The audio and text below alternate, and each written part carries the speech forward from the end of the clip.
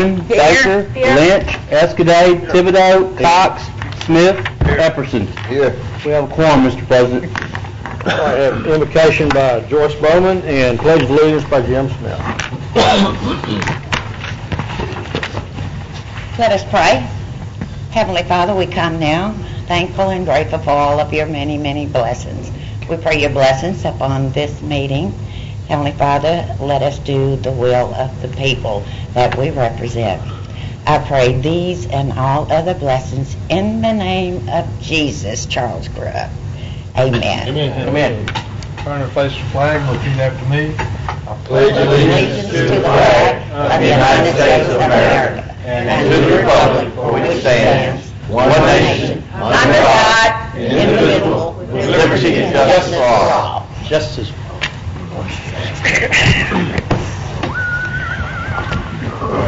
Do you have any agenda additions? Don't see any. Citizens' comments. Citizens who wish to address the commission must fill out a comment card and forward it to the president or the clerk of the commission. Comments by any citizen will be limited to 3 minutes. Do we have any cards? I have none, sir. All right. Okay, we have special visitors today. We have Mrs. Debbie Lamb from C-SPAN. They're here to spend time in Shreveport and Caddo Parish. And Ms. Lamb.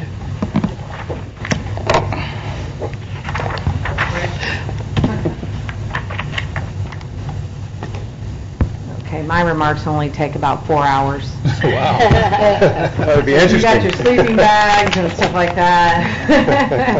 I want to thank Caddo Parish for letting me come here today, and my crew that are back there behind me, Tiffany Rock on the camera, and Adrian Hoare, who's back there as well. And we're all 3 video journalists. C-SPAN is here on behalf of, thanks to Commissioner Epperson and Commissioner Thibodeau for letting me come out here today and talk to you about why C-SPAN is even in the city of Shreveport. Those of you that may know, C-SPAN has 3 networks, C-SPAN, C-SPAN 2, and C-SPAN 3. We were created in '79 for C-SPAN to cover the House of Representatives live, gavel to gavel, whenever they were in session, and C-SPAN 2, the Senate, with the same concept, so that we could provide direct access to your government officials. We're able to do this on behalf of the cable industry. We were created in '79, and our cable affiliates provided us.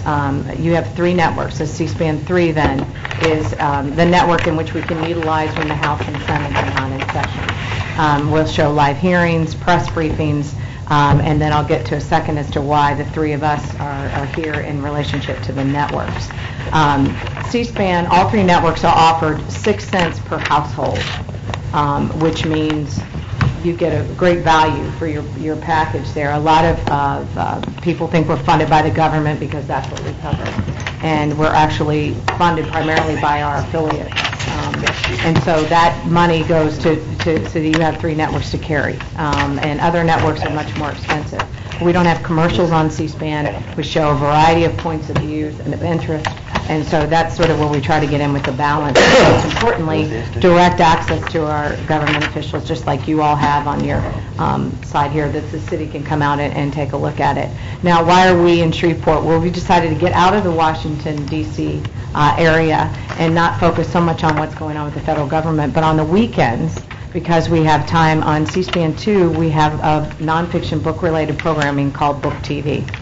So 48 hours of the weekend is dedicated to nonfiction book-related programming. On C-SPAN 3, we have the American History TV, which we can look at American history, the Civil War, and the like.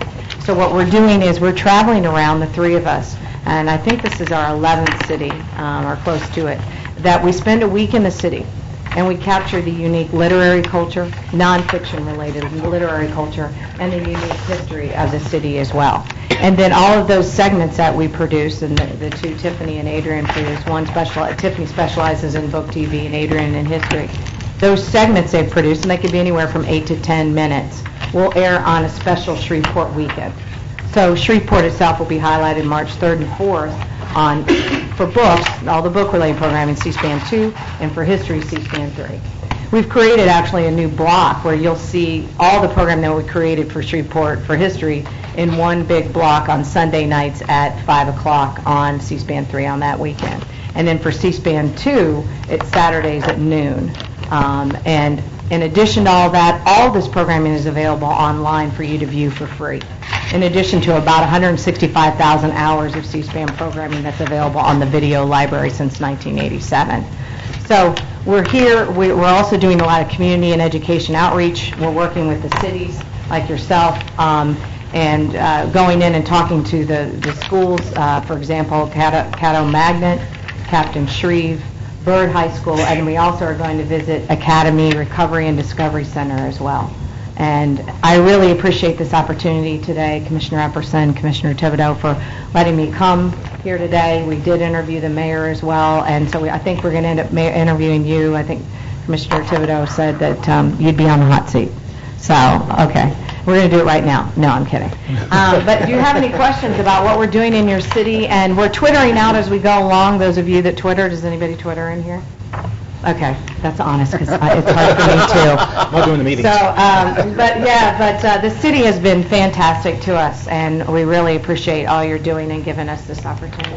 So, any questions about C-SPAN? Yeah. Mr. Epperson passed the interview to me. Pardon me? Mr. Epperson passed the interview to me. So. Oh, he did?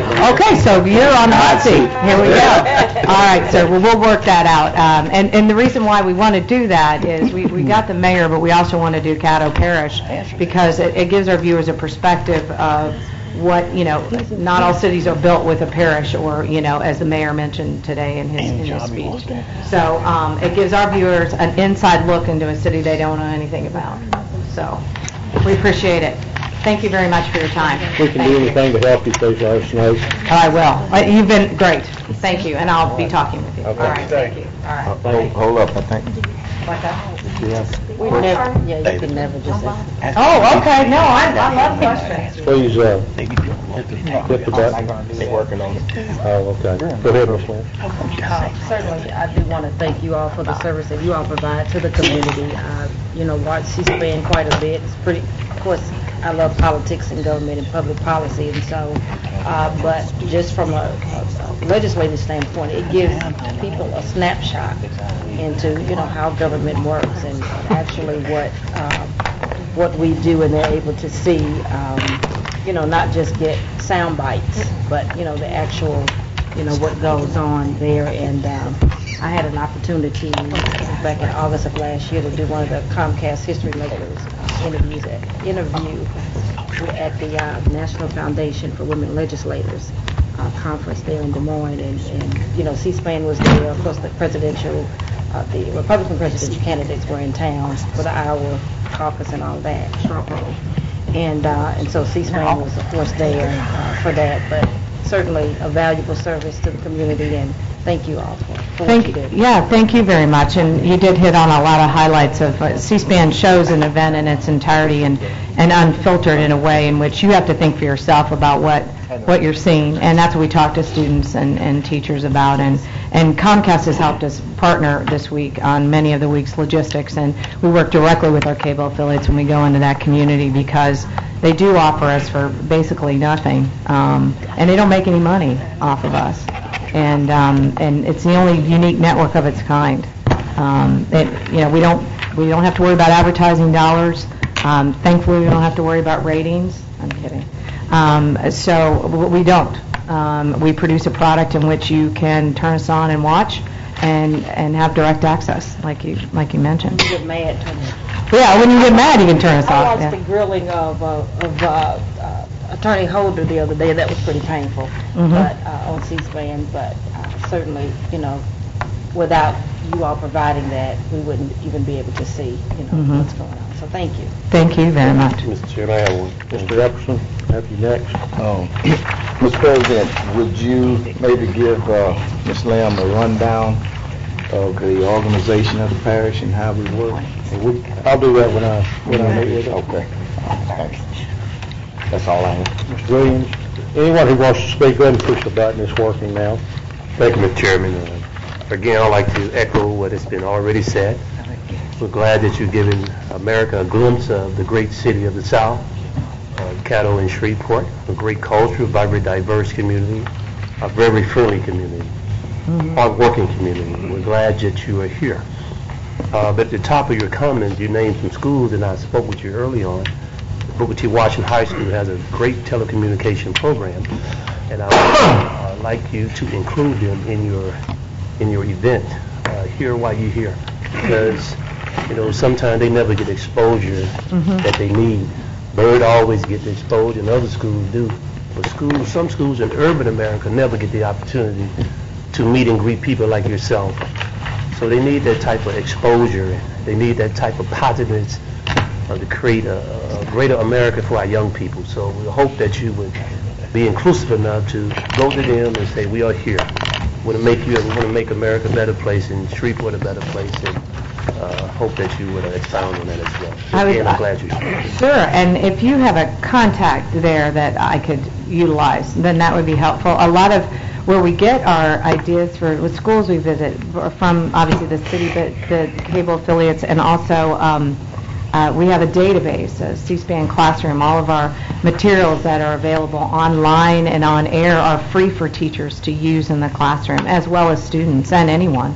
And so, as I mentioned, we have an extensive video library database. So I was not made familiar with Booker T, and I would be more than happy to try to find some place in the schedule to make that happen. Thank you so much. Yeah, so Commissioner Epperson has my contact information, and so if you'd like to send me somebody that you know of there that I can work with, I would love to stop by and talk to a group. Yeah, absolutely, because we are talking to students about video production, and each one of us are what we call a one-man band. We do our own research, we do our own interviewing, we do our own editing, and putting those pieces on the air. So that's pretty much where careers are going. And kids, who, like myself, I didn't know what I wanted to do, and there's a lot of children that don't. And I was going to be a teacher, and now here I am. You poor things, but I'm here. So. Ms. Bowman, did you want to speak? No, sir. All right. Mr. Cox. I was going to echo, I've already written it down for you. Southwood High School has a beautiful video department. Which high school? Southwood High. Oh, okay. So I've got all the information you need. I'll give it to Mr. Lucky, and he can give it to you. Okay. I want you to know that I will do my very best to make that happen. We've sort of set up our schedule already, not sort of have, but I will do what I can. If you get some stuff you don't want to use, you can always go to Southwood. Yeah, and a lot of what we do is presentations in the classroom. We don't record anything of the students, really. We just go in and talk about how you can utilize C-SPANs for your resources, so I appreciate that. Yeah. Not a problem. And I should know, we have what we call the digital bus, and it's a 45-foot long customized bus that talks about Twitter and social media outlets that we have available. And you can go on the bus and you can see things. So if I can't get to these schools, we will make sure that the bus comes back through, and then you'd have something to see as well. So that'd be great. Yeah, absolutely. Well, thank you for that. You may have to come for another month because there's about 65 other students. So. I love talking to students, teachers, well, people really. I know you can't tell, but they are the future. They are inundated with so much information right now, which I didn't have to worry about when I was younger. And where C-SPAN fits in all that now, we don't expect them to sit down and watch an 8-hour soybean hearing, but that information is available. So if they're going to go get a 30-second soundbite from a broadcast network or another cable network, they can find out, what did Obama say in his 20-minute speech? What did he really say? And that information is available. They can clip their own clips and embed them on their Facebook pages. They can Twitter out. There's applications on the iPod and iPad and things in which they can utilize our network. So it's not just for, a lot of our audience is from the age of 18 to 54. Believe it or not. That's a survey that we did. All right. Well, we appreciate you coming, and thank you. Look forward to, I believe you said it's March 3rd and the 4th. That's right. If this will be broadcast, we look forward to seeing that. Yeah, and online indefinitely. So thank you very much. And where's that school information? Over there. Thank you all. I appreciate it. Thank you. Okay, administration report. Yes, sir. President Thibodeau, good evening. Commissioners, good evening. Well, we have Mr. Kent Rogers today from the NLCOG here to give us an update on I-49. A lot of things have been going on relative to that highway, and particularly within the MLK area. So I'd like Ken to go ahead and give us an update at this time about the progress of the construction work on I-49. Good afternoon.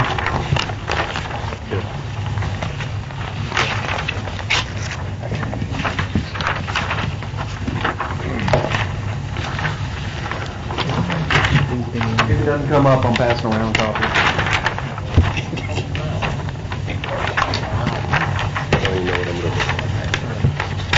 The map I'm passing out to you, there's actually a couple of different graphics on it. The first on your right-hand side, traditional I-49, do the standard. Kent Rogers, Executive Director, Northwest Louisiana Council of Governments, 401 Market Street. The right-hand side is just a typical outline of the project from Arkansas line south. On the left-hand side is screen capture of some aerial photography, primarily off of Google Earth and Bing Maps, to kind of give an update.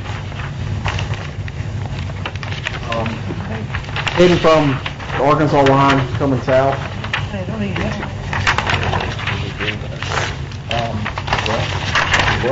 There it is. Oh, I think, there you go. There it is. From the Arkansas line, coming south, as you can see, I kind of outlined the area within the yellow box that shows the construction. The first four segments, segments A, B, C, and D, are pretty much nearing completion and construction. There's some striping and signage and that type of work that's left to do, but other than that, those four are pretty much ready to go. As you start going southward, all segments except for the very last two, have been let for construction. The final two segments, sections J and K, will be let, if I remember right, J will be let this federal fiscal year, and K will be let next federal fiscal year for construction. Those are the two pieces that we're using the unclaimed properties and some capital outlay funds for the construction of those two projects. They still have to sell some of the bonds from the unclaimed properties to move forward with that, but I don't see any problems with that. DOTD has mentioned that they're trying to find a way to open those first segments up to the northern area. Part of it is how do you get on and off, and where do you get on and off at. The interesting thing, if you look real close, there's always been the question of Arkansas. You can see it a little bit when you zoom in real close. They are doing dirt work. They are moving forward with the construction of that last segment through the Louisiana line. That last segment coming down from Arkansas should be completed roughly the same time the last segment here in town to I-220 is completed. So about that time, 2015, 2016 time frame, will be complete from 220 all the way up to the Arkansas border. Inner city segment, we just had late December, first round of public meetings on the stage one environmental process for that segment. There'll be another series of public meetings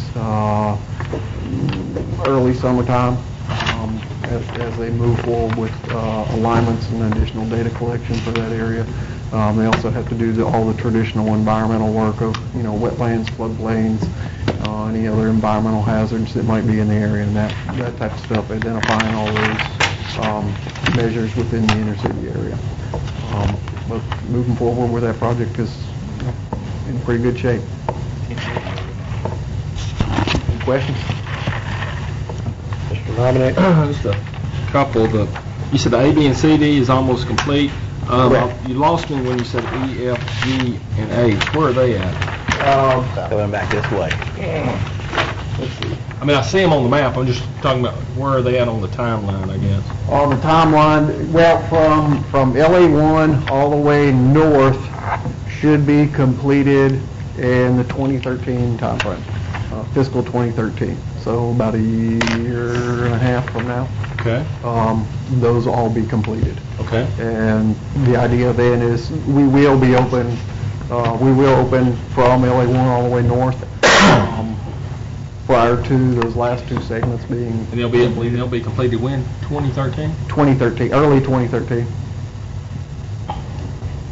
given not too much rain or, That's pretty much A, B, C, and D, I believe. no, that'd be all the way from A down to I. Okay. A, B, C, and D. Speakers.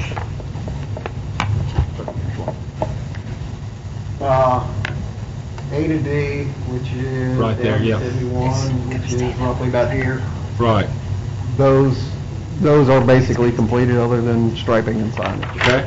And they'll do the striping and signage when they figure out how to open up, how to get back over to 71 up at the north. Okay. These other the other from D down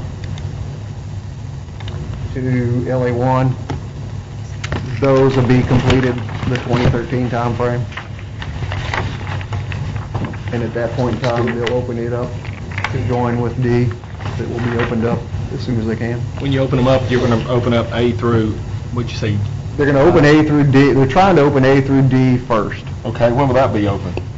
They haven't set a time frame yet. They're trying to figure out exactly how to get back over, what best way to get traffic back over from the 49 corridor to 71 without having to do too much additional work to some of the other surface streets. Because the idea was, to bring it all the way up to the segment in Arkansas. That's all I have. Mr. Williams next. Thank you, Mr. Chairman. First of all, I want to commend you all the work and tremendous job you on getting the public involved. Thank you. The work that you've done is tremendous. Particular concern about all I-49, particularly the urban part. I guess that would be J and K. Yes. And you said the time frame on that was 2013 or a DOTT in the federal government? For construction, the engineering and right-of-way acquisition is already underway. I know they had a meeting up there, I think Lennon had sponsored a meeting last week, 2 weeks ago. Tuesday.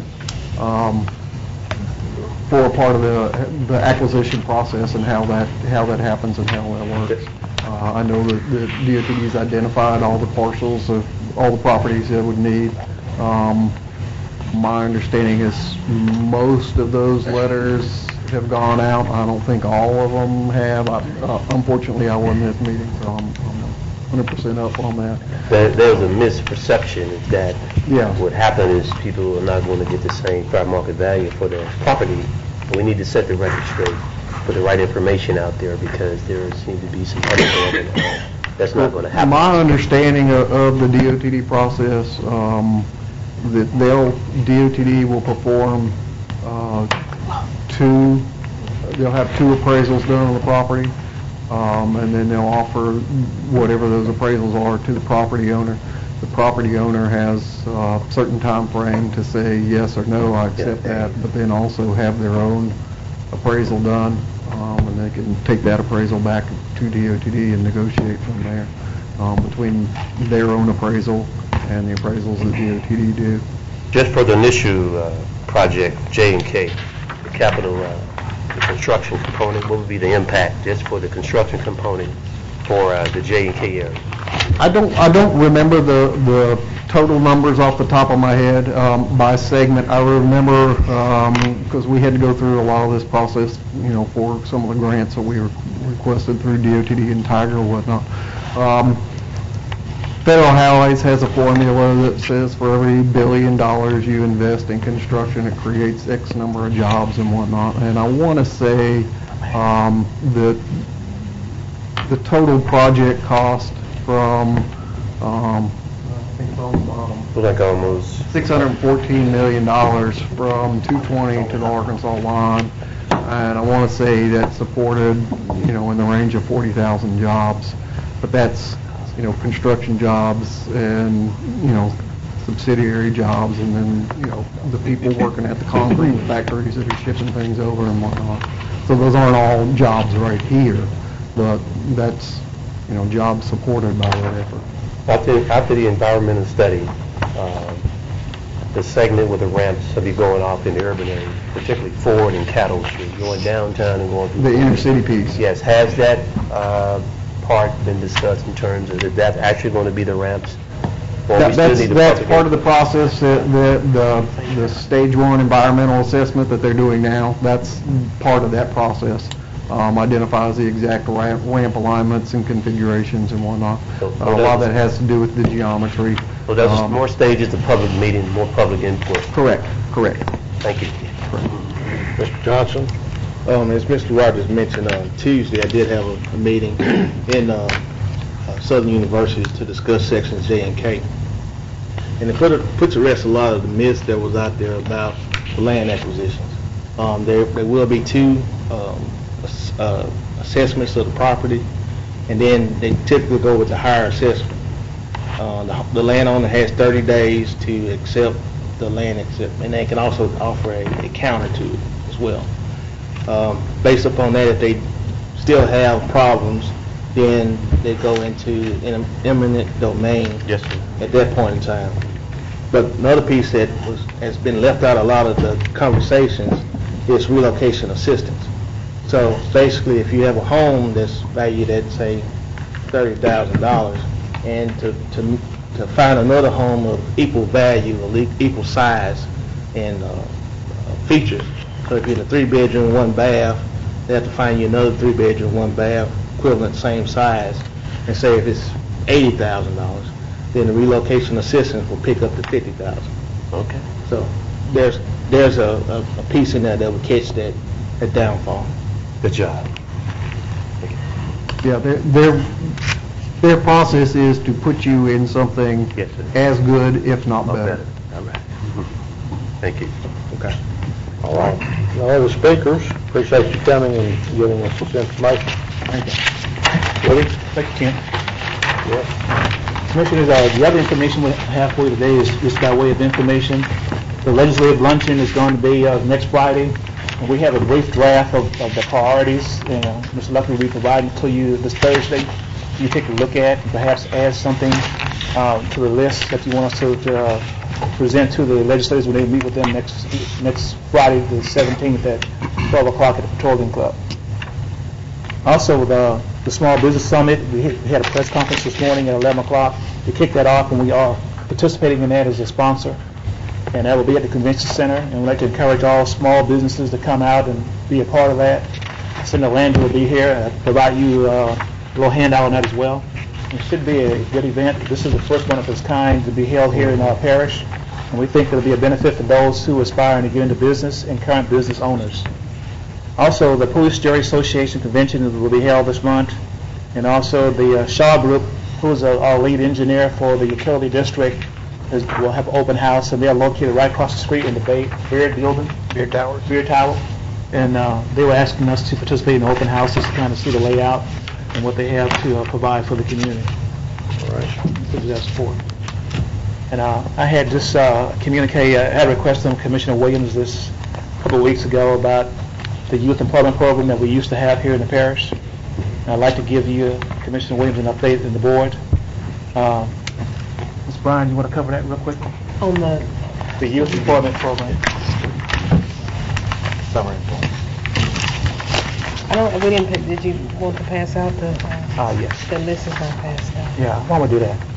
We have a typed up synopsis of our program efforts, but the last time we had a youth employment program that the parish sponsor was in 2003, and the parish provided $25,000 for the riverboat fees that hired 12 young people for 10 weeks.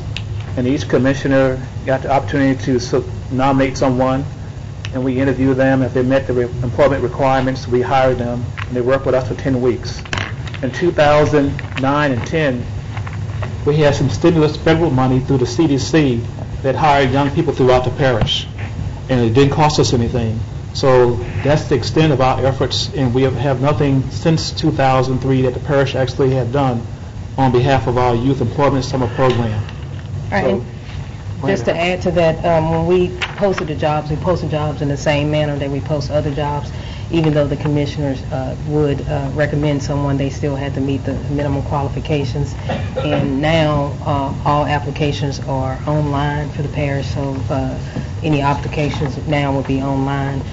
The minimum qualifications at that time was they had to complete 10th grade be under the age of 22, and they had to pass the pre-employment drug screen. And there were, at one time, we had 24, but at the conclusion of the program, it was 12 students. Okay. Commissioner Williams asked me to provide you all that today, and that's why I'm rendering that report. And that concludes my report for today, unless you have some questions for me. Commissioner Lynch?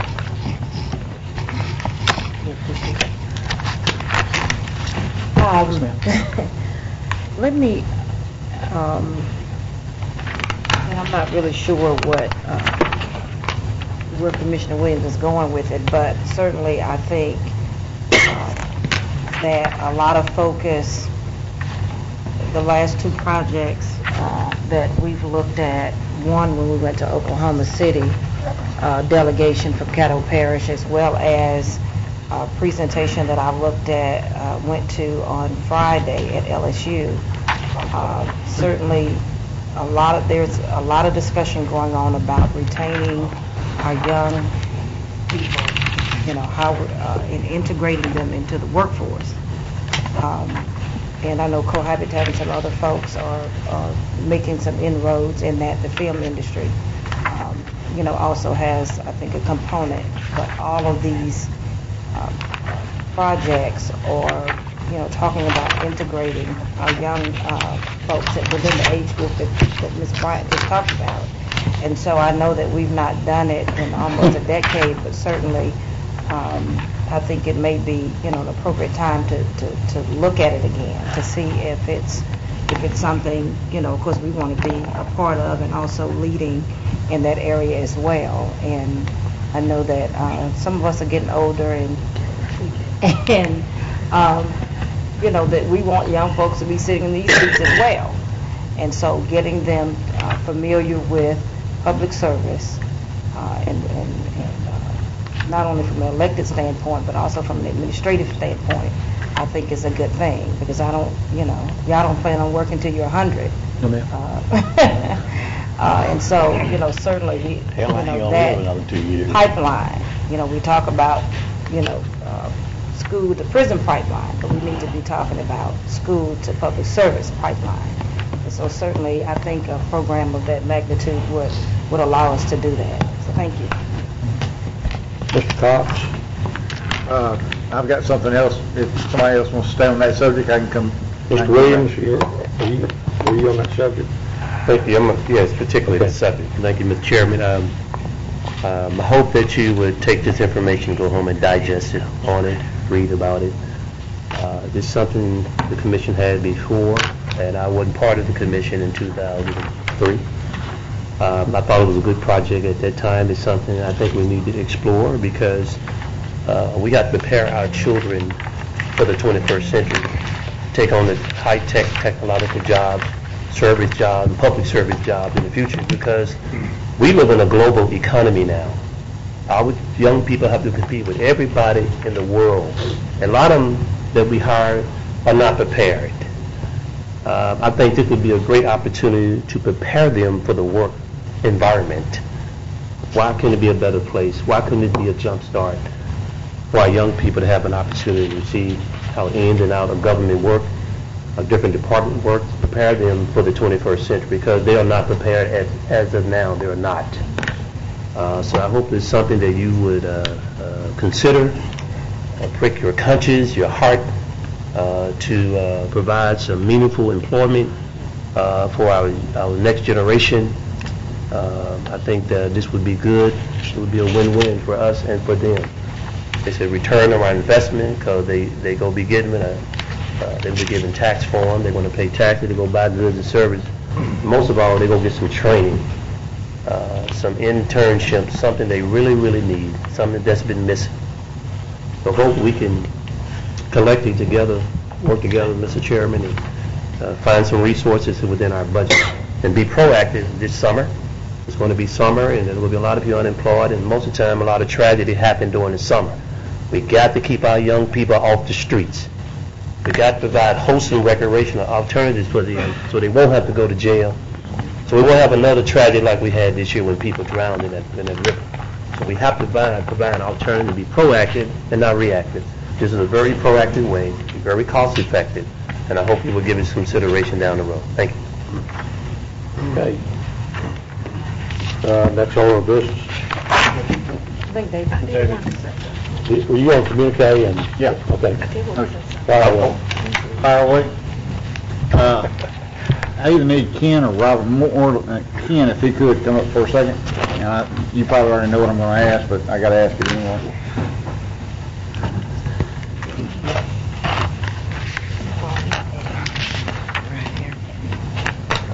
How's Linwood doing? Great, Commissioner, really is. Okay. I have a gentleman that's going to be down here Thursday. You talked to him on the phone. He's going to give us his way of thinking as far as the project. Also, he had a broken windshield. He said he reported it, and Channel 12's here, and Channel 12 reported that a lady got her undercarriage fixed on her car just like that, and he's sitting there with a broken window, and he ain't heard nothing from us. Well, So, I just want to know from you, are we on schedule? What's the deadline look like? And for anybody else besides this gentleman that has a problem with repairs or something like that, who do they need to talk to? Thank you, Commissioner.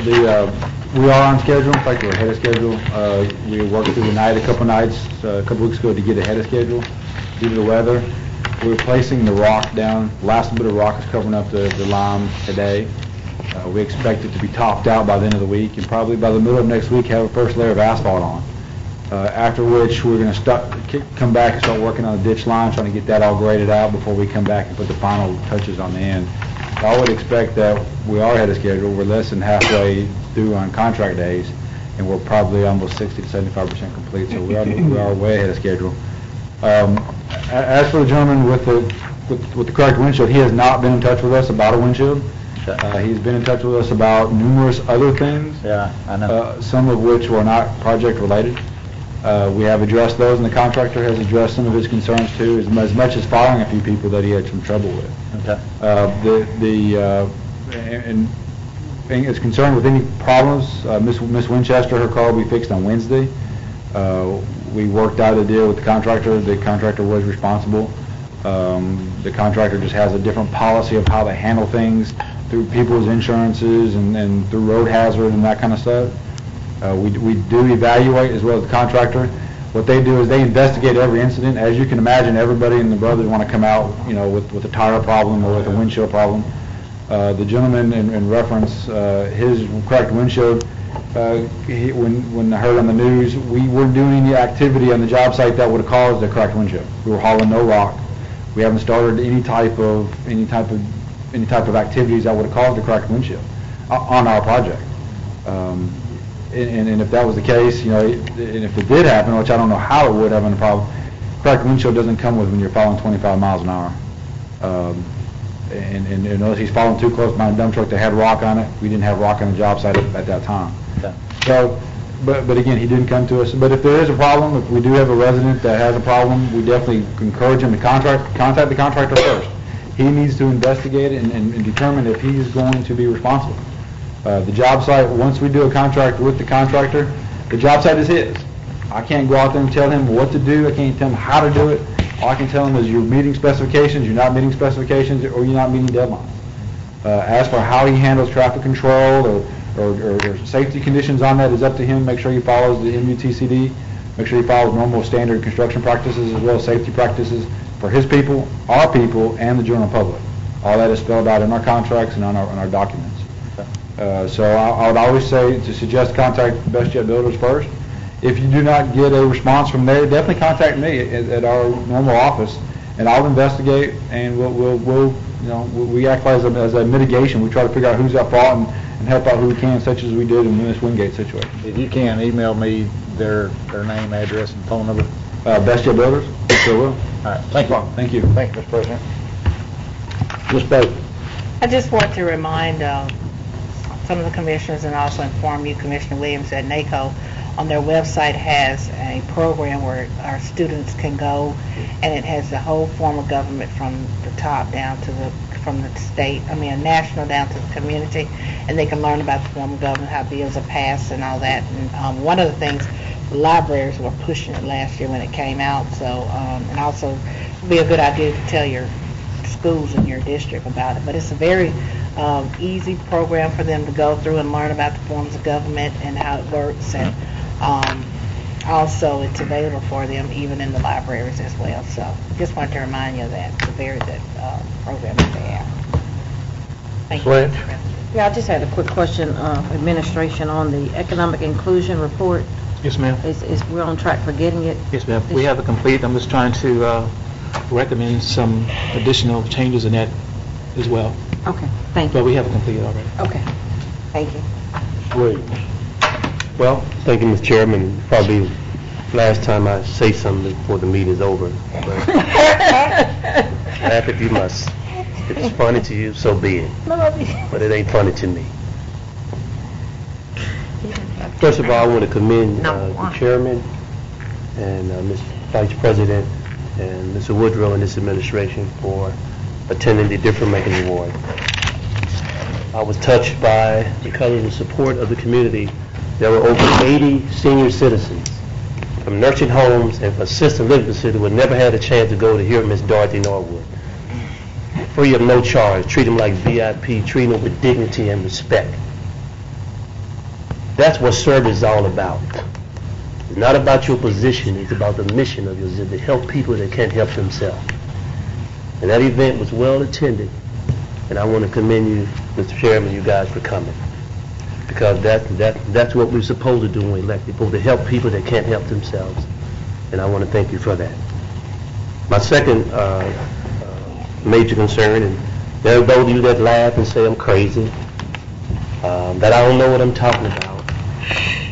I'm posturing for the media, I'm posturing for cameras. I don't need that. I don't need none of that, the posturing. But there's something, you take on something by yourself, you have a passion for it. I am concerned about the direction this country, this city, and this community is going in. Those 50 stars and 13 stripes mean a lot to me. I served in the United States Army. I served in the Shreveport Fire Department. I put my life on the line for something I believe in. When gang members running in the street, when many people were ducking and dodging, I stood in front of gang members and killers and stopped gangs in this community. I worked with Commissioner Ken Epperson and the mayor on that.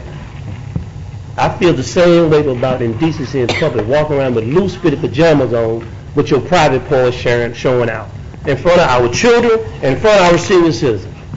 They deserve dignity, they deserve respect in their senior years, and our children got mixed signals because we said it's okay to wear pajamas in the 21st century, but it wasn't okay when we was growing up.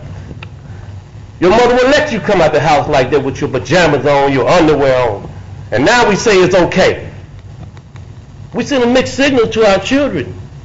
They're the ones who will be carrying the torch in the 21st century. Sometimes it's not about the message, it's a message of people try to kill. I'm going to take my message to the church. Most things that changed in America came through our church, came through God, came through our church. I received tremendous amount of support here locally, nationally, and internationally for this cause. I'm asking my colleagues not to kill the message of the messenger. At least allow the public input on and see whose side are they on. They want to be on the side of justice for all. Now, it's not right for that to happen. I'm not a fashion police. I believe in the Constitution. You know, I believe in that. I know, but that's conservative value we got to hold on because our country is dying. Our country is dwindling away. There are no values in our community no more. No respect for law and order. Nowhere you go. They won't even get out the streets. And we make sidewalks for them. They won't even get out the road. Are we going to let a generation tell us what to do? Or are we going to be leaders and lead this community and lead this nation and lead this parish?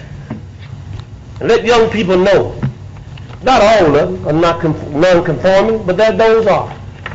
So I'm asking when I work with you, Mr. Attorney, we're going to research all over America, work with Constitution and human rights lawyers to try to find some comparable to what the city already has in place, and that's a sagging on with your crack showing down.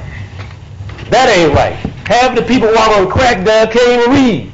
Can't even read a book, but they can walk around with their clothes down and pajamas on in the public.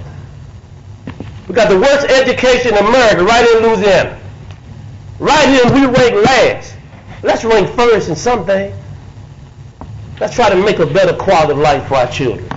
So I'm asking to help craft and create a letter campaign to Mr. Walmart, Mr. Target, and other public entities that would join me in this national effort to clean this country up. This is the start. If it's pajamas today, it's going to be underwear tomorrow and Victoria's Secret next. Then what we going to say?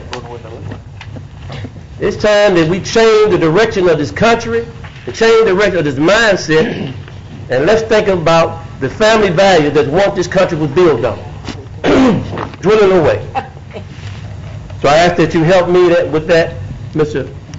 Attorney, and help me craft a nice letter. And anybody that want to join me, write your commissioners. Our senior citizens have been writing me and texting me. Write them and let them know whose side you're on. Let them know that you don't want to see pajamas in the community. You don't want to see pajamas in the public. You don't want to see pajamas in a restaurant. If it's good for boardwalk, if it's good for the courthouse, it ought to be good for your house. So I'm asking that you join me that. Don't cut off the debate. Allow it to come to the floor and make your intelligent decision. Vote it down or vote it up. But don't cut off the debate if I bring it before the floor. I ask that you give me that courtesy and allow the people to have input. That's all I ask. Thank you.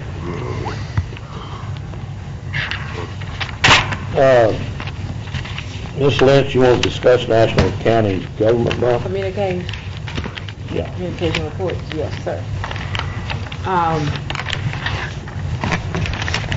Let me shift gears. April is National County Government Month, and particularly for the last several years, Caddo Parish has been, participating in raising the public's awareness and understanding about our roles and responsibilities. Last year, the theme was on veterans, and we had quite a few events surrounding that. The 2012 theme is Healthy Counties, Healthy Families, which will focus on promoting healthy living and lifestyle choices in our community. Of course, National County Government Month gives us an opportunity to collaborate and coordinate with various stakeholders throughout the community, the agencies, community and faith-based organizations. It also will give us an opportunity to, highlight what we're doing going into the tax renewal election for April the 21st, I believe. Is it April 21st? And so I think, us participating in National County Government Month will give us an opportunity to let folks know what we do, and also to involve various stakeholders in the community. And so I'm going to be working with our commission president, Commissioner Thibodeau, and with the administration to plan a few events. And if there are any other commissioners that want to work with us, you're welcome. And he'll set, a meeting at some point in the near future. We're getting started kind of early because, as you see, our February has quite a few events, March as well, and so we want to make sure we have enough time to coordinate schedules with other entities that we will be asking to participate with us. Thank you. Any other communication? President's report, I'll make it quick. I want to thank the commission,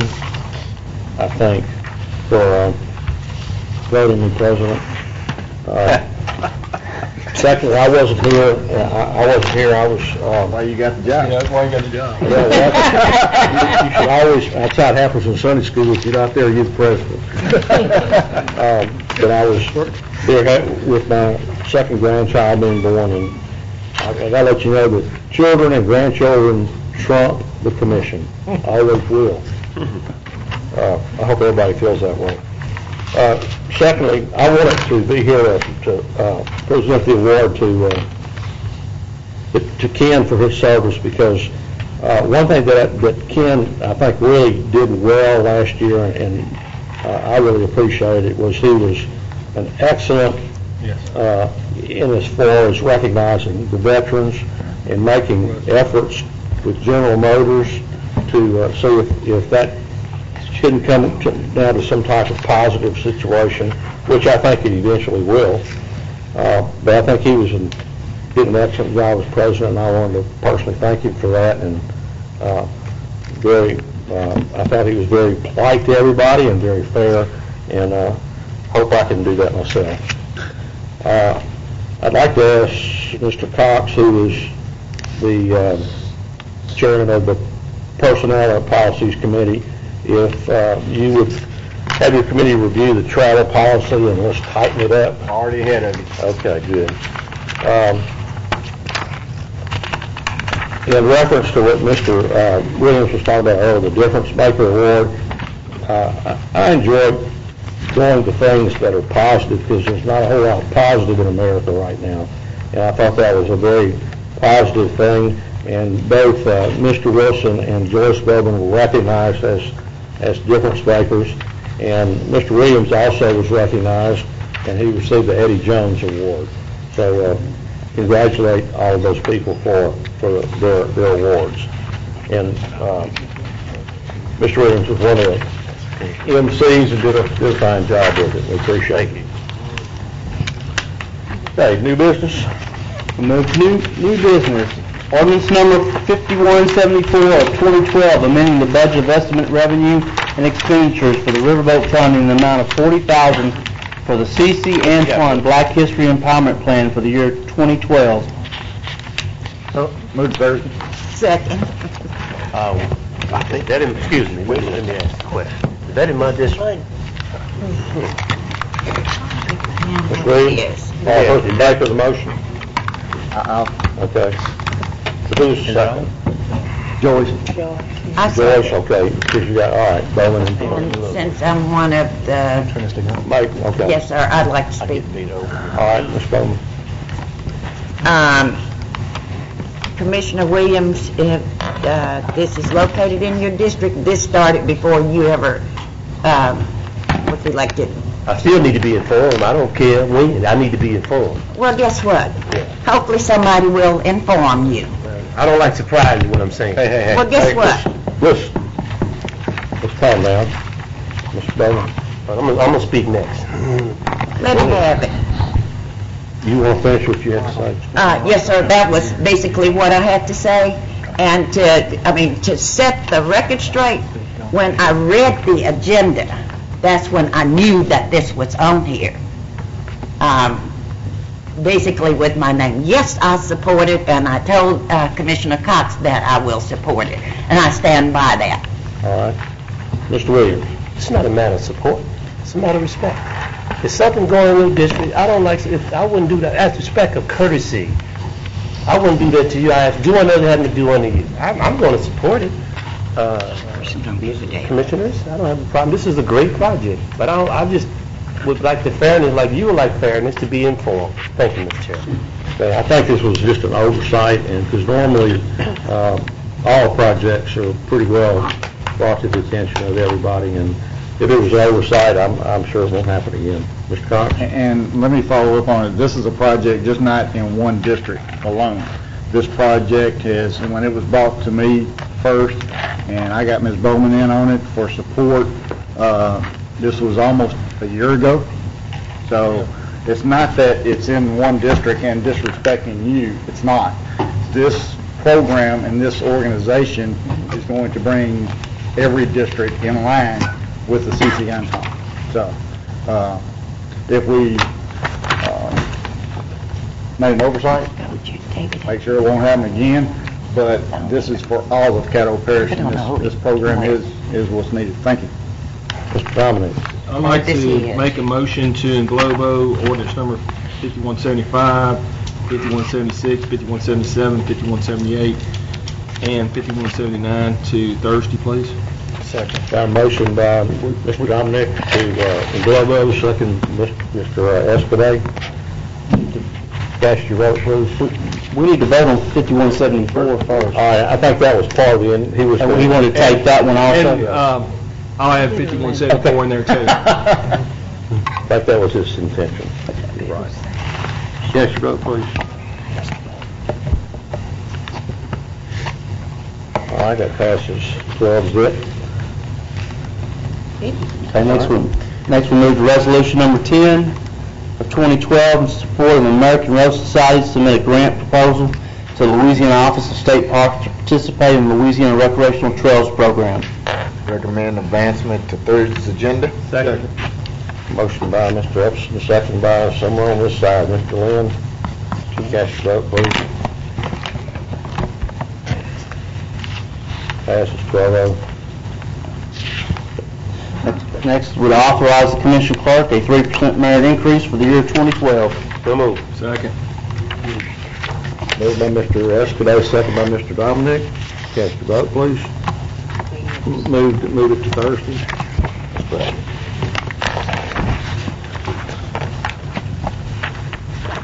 Next, we'll authorize parish administrator salary adjustment for the year 2012. Mr. Chairman. Second. So moved. Moved by Mr. Williams, second by Ms. Baker. With pleasure. Cast your vote, please. Well deserved. That's the consent agenda. All right. Move to adjourn. You're adjourned.